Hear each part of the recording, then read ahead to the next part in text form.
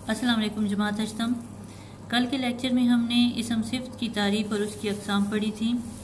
उसकी अक़साम में हमने सिर्फ पहली किस्म पढ़ी थी। 4 किस्में मैंने आपको बताई थी, सिफ्त ज़ाती, सिफ्त निस्बती, सिफ्त अददी और सिफ्त मिक़दारी।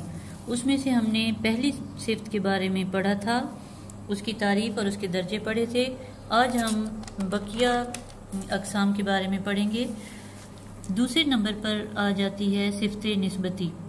निस्बत से ये लफ्ज़ निकला है, मतलब ताल्लुक़।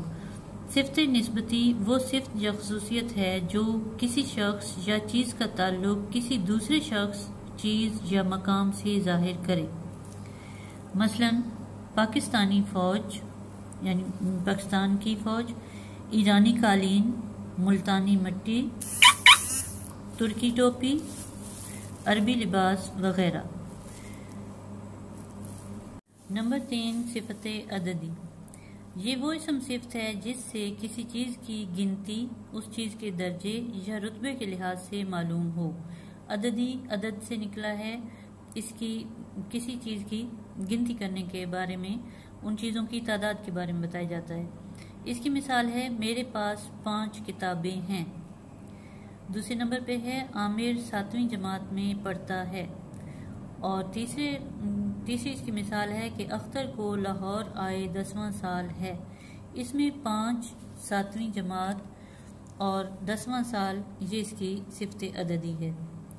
चौथे नंबर पे आ जाती है सिफ्त मिक़दारी।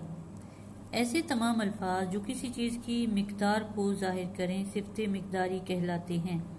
मसलन थोड़ा सा दूध पी लें, 2 किलो सेब खरीदे गए, मुझे कुछ रुपए चाहिए। थोड़ा सा, 2 किलो, कुछ रुपए, ये इसकी मिक़दार को ज़ाहिर करते हैं। किसी चीज़ की मिक़दार को ज़ाहिर करने को सिफ्त मिक़दारी कहा जाता है। आज के लेक्चर में हमने इसम सिफ्त की 3 अक़साम पढ़ी हैं। ये भी आपने अच्छे तरीके से याद करनी है और पिछले लेक्चर को भी साथ ही करके इसको अच्छे तरीके से याद करके रफ रजिस्टर पर मुकम्मल करके लिखना है। अल्लाह।